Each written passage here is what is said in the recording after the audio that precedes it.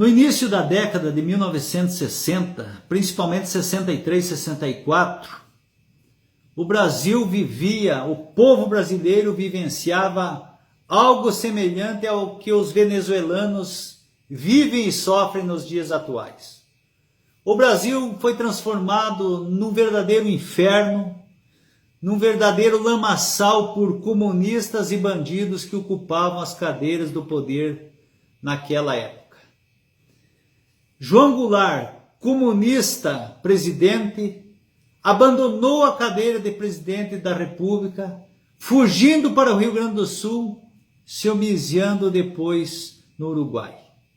No dia 1º de abril de 1964, o presidente do Senado Federal e do Congresso da época, senador Auro de Moura Andrade, declarou vaga a presidência do Brasil, dando posse no dia 2, conforme a Constituição de 1946, ao deputado, presidente da Câmara dos Deputados, senhor Ranieri Mazzilli. Passaram-se alguns dias e o Congresso Nacional, os representantes do povo, através do voto, elegeram presidente do Brasil, o senhor Humberto de Alencar Castelo Branco, o qual tomou posse como presidente no dia 15 de abril daquele ano.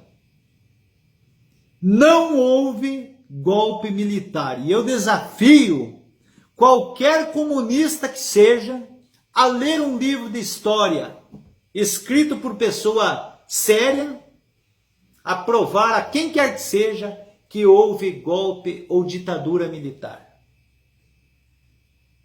Posteriormente à posse de Humberto de Alencar Castelo Branco, nenhum presidente militar repetiu o mandato. Todos saíram depois de 4 anos no poder, escolhidos seus sucessores pelo Congresso Nacional, pelos representantes do povo da época, através do voto. Culminando em 1984, pela mão do general Figueiredo, presidente, a abertura política ou o retorno dos ladrões e bandidos que assolavam o Brasil e assolam até os dias atuais. Não houve ditadura militar, houve governo intervencionista militar constitucional, ok? E o maior mal que os militares fizeram na época foi de não ter emparedado e fuzilado sumariamente vagabundos e bandidos comunistas do tipo Zé Dirceu, José Genuíno, Dilma Rousseff, o sequestrador Franklin Martins, Leonel Brizola, Fernando Henrique Cardoso, ok? Gilberto Gil e todo esse lixo que assola e aterroriza o povo brasileiro até os dias atuais.